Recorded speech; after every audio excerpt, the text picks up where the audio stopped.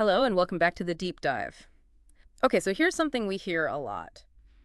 You want to improve your English speaking, right?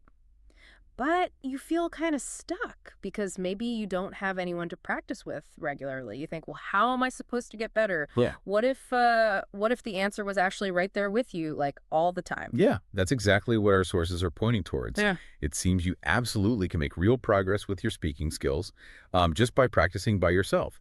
So today, we're really going to dig into the how and the why of that. We'll look at some, useful tools, strategies, and how to keep going with it. Right, and this is stuff you can actually use, like right away. Easy tips to get you started. Okay, let's unpack this. First things first, let's just tackle that initial feeling. It can seem a bit strange. Talk to yourself, can it? Is it really? Okay. Sure. To just chat away in English to an empty room. Huh. It's a fair question. And the answer is a definite yes. 100% okay. In fact, the sources suggest it's maybe one of the best ways of practice. Yeah. What's really key here, and the sources emphasize this, is there's zero pressure. When it's just you, you're not worrying about mistakes, Right. or what someone else might think. That mental block, gone. That makes sense. And it's just so convenient, isn't it? Your practice partner is always available in your room, going for a walk, making dinner. Exactly. Anytime, anywhere. So let's get into why this actually works. What's going on like in your brain when you do this? Why is it more effective than just, thinking the words? Well, when you actually speak out loud, you're firing up different pathways in your brain compared to just thinking. It forces your brain to process and actually produce the language directly in English. You start to rely less on translating back and forth from your native language. It's kind of like building muscle memory. Muscle memory for your mouth and brain. Sort of, yeah. It makes recalling words and structures faster, more automatic. And actually, some sources mention that even talking to yourself silently can boost things like self-control and problem solving. So it's not just about the language itself. Wow, okay. That's more powerful than I thought. What about pronunciation? That's a big one for a lot of learners. It's huge. And speaking alone helps there too. When you hear your own voice saying English words, you start to really notice the sounds.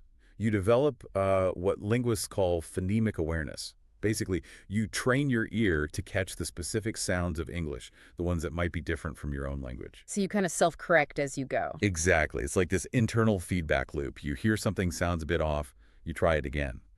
And this really reinforces that idea.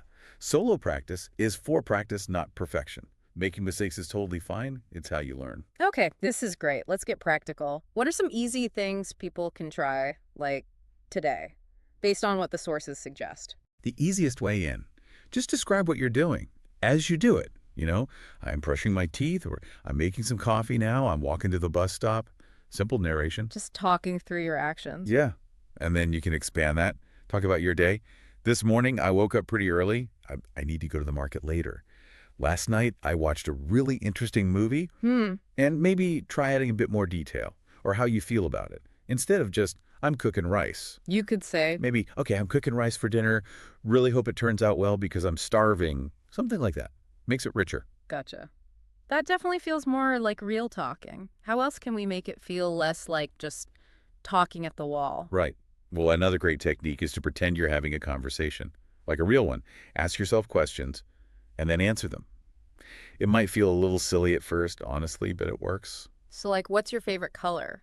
Yeah. Exactly. My favorite color is green. Oh, really? Why green? Well, because it reminds me of nature, forests, it feels calm. That back and forth helps you practice conversational flow, even if you're playing both parts. Okay, I can see that. Now, what about tech? Everyone's got a phone. How can that help? Oh, your phone is amazing for this. Oh. Seriously, one really effective thing the sources push is recording yourself. Just pick a topic, anything, your weekend plans, a hobby, your family, and talk for maybe 1 or 2 minutes, then listen back. Ooh, listening back. Some people might find that a bit cringy. Maybe a little at first, but it's incredibly useful. You don't just catch obvious grammar mistakes. You hear your own rhythm, your speed, maybe filler words you overuse like or like. Yeah. It gives you super targeted feedback that's hard to get otherwise. It's like you become your own coach. That's a really good point. Are there other techie things like apps? Definitely. You can use speech-to-text apps. Just talk into them and see if they understand you clearly. It's a quick check on your pronunciation clarity. And yeah, lots of language learning apps now have speaking features. Some even give you specific feedback on how you pronounce certain sounds. They're handy. And what about simpler tools? Anything non-tech? You know what? Even just a mirror. Seriously, watch your mouth as you speak English. See how you form the sounds? It connects the physical feeling with the sound itself. Plus, seeing your own body language can actually help build a bit of confidence. Huh, a mirror. Never thought of that. Okay, another common issue. What do I even talk about? I run out of ideas. Yeah, that blank page feeling. The trick is to talk about things you actually know or care about. Makes it easier. The sources suggest things like your favorite food, describe it. Or describe your hometown, talk about your family, your job, what you enjoy doing on weekends, even your dreams or goals for the future. Things that are relevant to you. Exactly. The more personal, the more naturally the words tend to flow. And how long should you aim for? Do you need like an hour a day? Not at all. That's the beauty of it.